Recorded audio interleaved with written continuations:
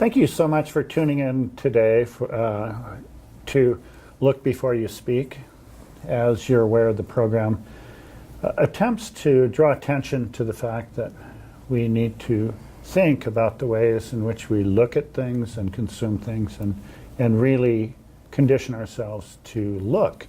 Commercial television, as you know, conditions us to images that are in front of our eyes for less than a second. So commercial television is just bang, bang, bang. So since the 1940s until now, we've been conditioned to look at the world in different ways. So this season, in Look Before You Speak, we're inviting artists in and just focusing on the matrix of which the artists are creating. And today we're thrilled to have Erin Langley with us. Yep. And she's a student just about to graduate at the University of Montana. We're thrilled to have her with us today. Thanks for having me. Okay. So we're going to move over to and get the camera set up and visit with Erin as she works. I've been calling them sculptural paintings. So they hang on the wall, and they are a painting, but they also have these sculptural elements that come off. So it's a relief. Yes. Yeah, okay. Yeah. That's great. And what are the materials that you're using? So the base is a wood panel, and then it's built up with an armature that's made out of wire, plaster gauze, and yeah, absolutely, and spackle. Oh, cool. Yeah. So I use that plaster gauze that you use for like making a cast. Well, I don't want to interrupt you from jumping in. Okay. How long have you been creating these? They've kind of evolved, but I'd say doing these relief style paintings, I'd say a little over a year. Our days kind of revolved around a mixture of playing in the woods or going to the beach. So yeah, I definitely had a lot of experience being outside with the landscape. Were your parents pretty supportive of you as an artist? They were, yeah. I joke that they were almost too supportive. My dad's a musician. Oh, okay. He's an experimental jazz musician, so he gets it. And my mom is a preschool teacher, so they were very supportive. And you travel all this way. Yeah. And do you have a sense of camaraderie with other artists in the community here? I do, actually, and I found that really quickly. I moved here about 2 years ago, and I found the art community in Missoula to be very supportive. And it's been great. I have a little group of friends, and we do little shows sometimes of our work, and yeah, I found it to be extremely supportive. Let's see. When you were growing up, did you have a sense of that you were different in any way because you were an artist? I mean, it's a strange question. Yeah, no, I think maybe to some extent, but I had such a supportive community that I feel like when you're a kid, you kind of have your trick or your shtick that you do, you know, sports or dancing or music or something, and I felt like art was kind of mine, and in that sense, I felt different, but it was a good thing. Yeah. Gonna mix some molding paste to give it a little more. What do you see as your, like, this is, we're looking at something that's kind of abstract, but to me relates to the land in some way. Yeah. It's the way I'm interpreting it. Yeah. But what do you see as your influences for your decisions to get to this place? I guess as far as these shapes and, you know, taking it into relief and taking it off the wall a little bit, I think my primary influence was mostly looking at art history, specifically the Baroque and the Rococo periods. Just kind of looking at this exuberance and grandeur a little bit and trying to translate that into, they were telling biblical stories or literary stories, so they had to be representational. But I think there's a place for that exuberance and kind of over-the-top quality with abstraction. Yeah, so you're moving away from a narrative Yeah. and towards a something that's, well, can I use the word more expressionistic? Yeah, absolutely. Okay. You can use that word, yeah. And I think it universalizes it a little bit. People can see, when things are abstract, people can find different things in it for themselves, which I really like. Whether or not that was my specific intention. The concept of the program relates to looking Yeah, and really looking at something. yeah. And how valuable do you think that whole thing is as an artist? I think it's extremely, extremely valuable. Just taking a time to really analyze something rather than flipping through it and looking for the next fix of an image, I think is really important.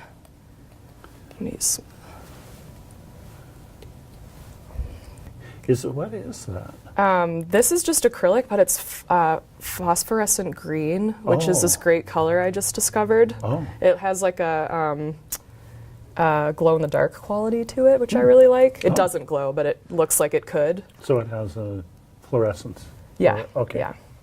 Wow. And it's water-based? Yes. Yep. I noticed that the Let's see. you have a collage element of... Yeah. Is that something you use, incorporate into your reliefs? I do. A lot of times I use found objects if I enjoy their color or their shape. This was actually a previous painting that I dismantled that I wasn't happy with, but I thought it could have a place in a new painting, and I liked the colors of it too. I still will make, quote, traditional paintings on flat surfaces, but I find that I kind of crave that texture or that height. So even when I do work primarily flat, I will try to find some sort of way to give it a lift with texture somehow. But I'm really enjoying getting away from the strict square. I mean, this is still a square in a sense, but I like breaking that frame a little bit. I just find it really interesting. I just find it really enjoyable to hear that your connection is centuries old. Yeah, yeah. That it's not that. I mean, I might have walked in here and made the judgment that this was the influence was from the '60s, Yeah. or the abstract expressionists. Yeah. But it seems like you're, and to many of those artists of the '60s, they were also connected to the Baroque and Renaissance. Absolutely, yeah. So. And that's all in me for sure. Like, I love pop art and I love ABX. But I think also maybe part of the cultural conversation along with those two are, I guess, like the Baroque period, it wasn't seen by the public as a legitimate art. It was legitimate, but not. It was kind of poked fun at. The word Baroque kind of, I think it's Portuguese for unpolished pearl or something like that. So once I found that out, I kind of ran with it too, because it's funny that it's kind of held up as this like beacon of art history in a way. Not so much as the Renaissance maybe, but yeah, it was a little less than because of its over the topness. Yeah. And I feel like pop is like that as well. Great deal of art is about the whole concept of empathy. Yeah. Like understanding, well, this is the decision that this person is making over this surface. And Yeah.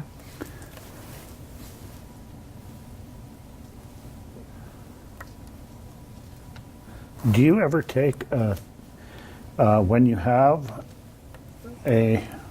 working on a piece, do you ever rotate them as you're working? I do, yeah, all Okay. the time. I actually, a lot of these pieces start out flat.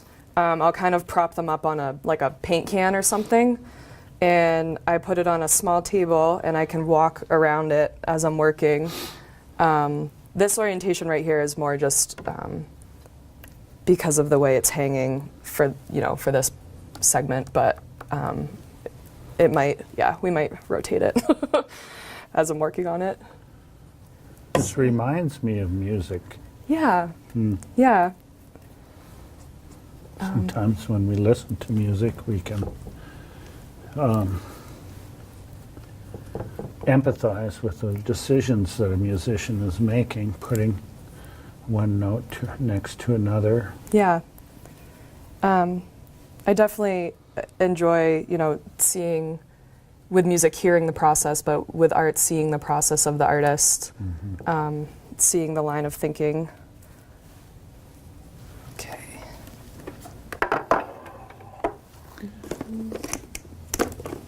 What dictates you have like hundreds of colors there? I know. How are you making your choices about colors? I think a lot of it is their relationships to each other, for sure. And a lot of this will change. I like to kind of slap things on and then decide later. Maybe we'll just mix right on here. I like to just let myself work kind of quickly in the beginning and then slow down later on. And then you revisit. Exactly. Yeah, exactly. Yeah. And in my studio, I have a lot of things going on at once. Yeah. So it's easy, even just the logistics of it, like letting something dry. Sometimes I have to leave it because it's wet. But yeah, this final iteration may be a lot more subdued. But like I said, I like to just go fast in the beginning. I'm hoping that as people are looking at this, that they too might have a sense of, gee, she should be doing this and that. Yeah. That's okay with me. I know it yeah. is. It is. It's. I think it's one of the really cool things of seeing artists work and questioning their decisions and questioning what they're seeing and how they're putting things together. Yeah. And that's art. Yeah. And I don't know, let's see. I feel like even with this white, I don't particularly love that moment, so I can just come back and cover it up. And I forgot my palette knife, but I'll just use my finger.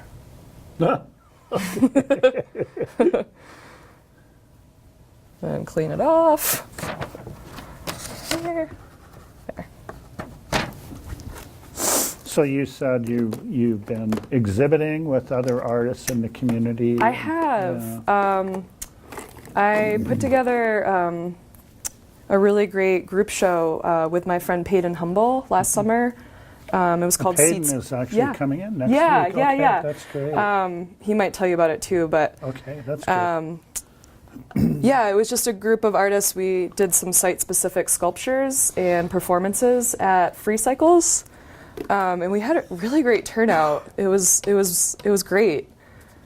So do you consider yourself a sculptor or a painter or combination, or you just don't really classify yourself as one or the other? I kind of classify myself as a painter. I think in a painterly way, even when I'm doing other mediums. Even a photograph can be painterly, or a sculpture I think can be painterly too. Yeah. I think an important aspect as we look at work is especially works in progress. It's very important, and this is something I really struggle with because especially works in progress is not making judgment statements about That's great. That's good. That's bad. And because as we're looking at things, our eyes are gathering information of what this is about. So we're identifying what is happening. And that's okay. That's okay in art, is just to get in that stage where we're not judging. Because judging is natural. Judging is something that occurs to us in a natural way. And so just look and absorb, identify what's happening, identify the action of the artist, the emotion behind the artist. Just choosing the colors reflects emotion and decision making, and reserve judgments. The judgments will be natural for you as you look at art. We live in a time when they're pretty knee-jerk.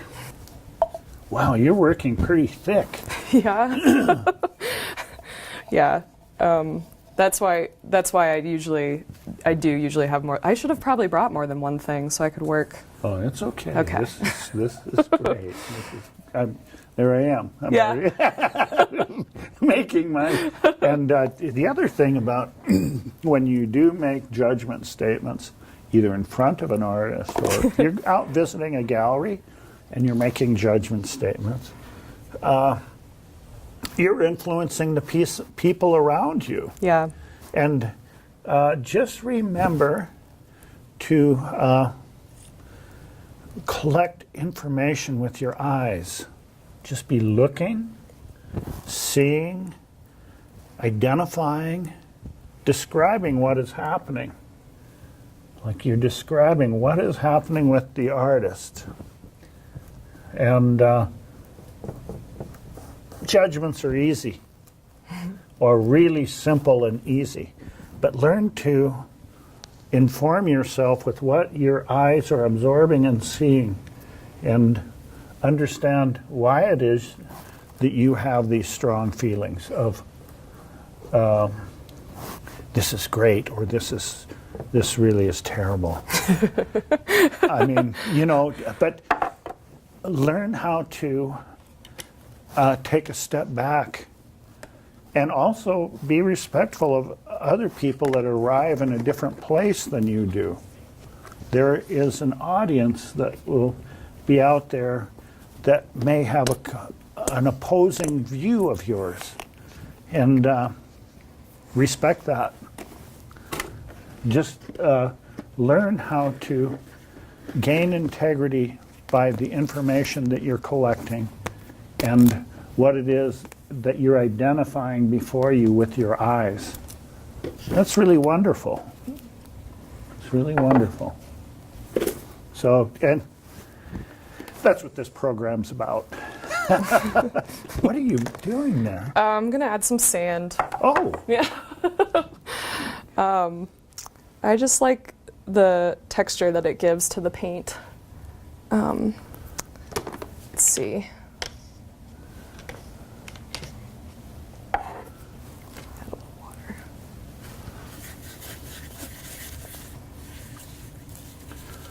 those things about even when we're very young, 5, 6, 7, we have judgments inside of us. Yeah. We can go. And I feel like those judgments in a way are a little more pure, and then they get a little messy once we get older. Less baggage when you're younger, I feel. Yeah. Maybe. Yeah. Well, I think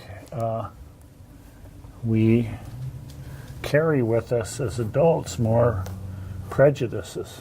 Absolutely. Hey, good catch. Yeah. I was about ready to. It's a $20 tube of paint. You're going to waste that. So that will, when that dries, that will really give you some depth. Yeah, and it gives it kind of makes the paint a little chalky, which I kind of like.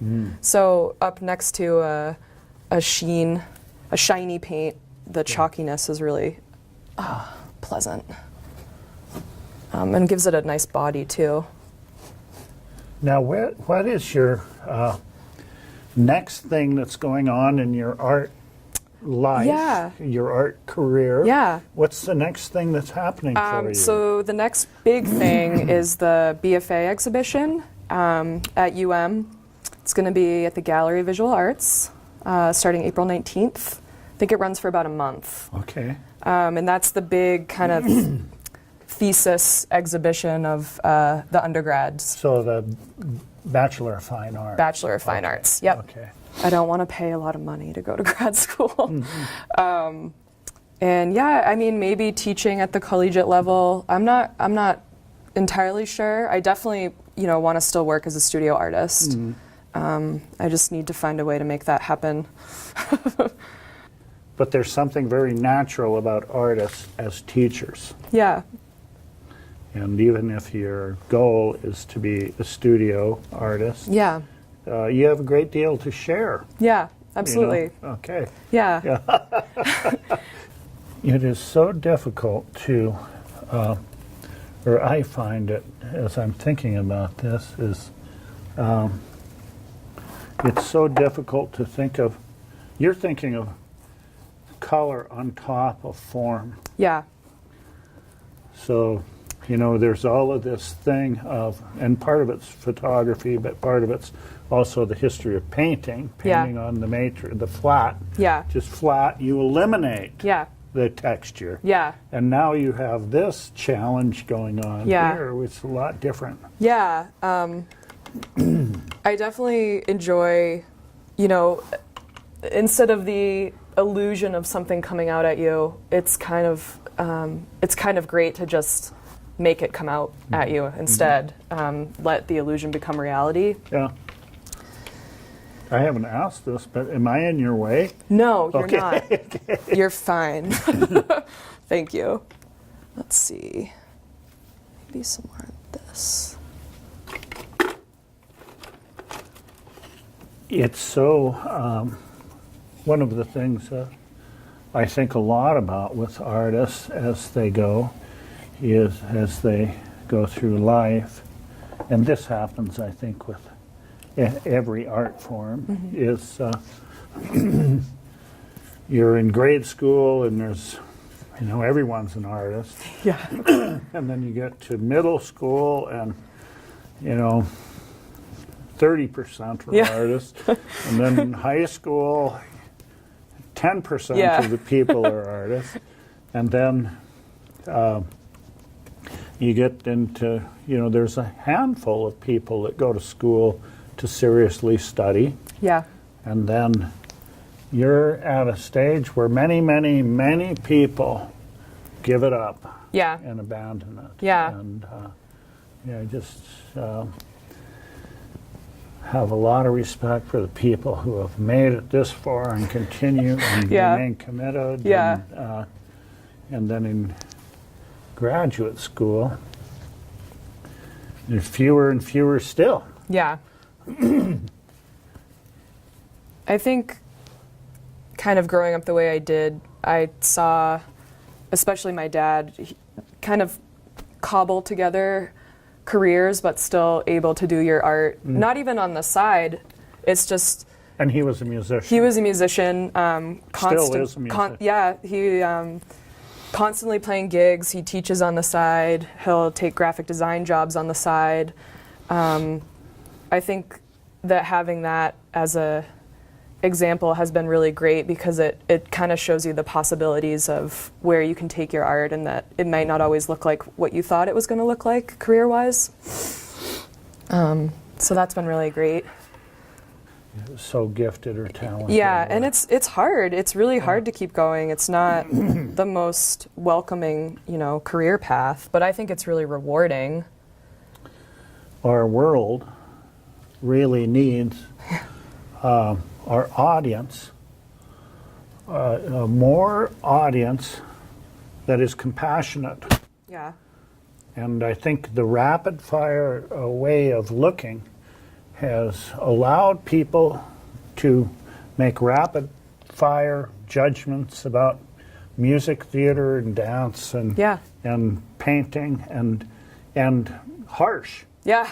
And instead of going and being dismissive of the arts. Yeah, And, I agree. So we need more compassion in the world. Yeah, I agree. Definitely agree. Let's see. So we're going to wrap up here in just a Yeah, little bit. okay.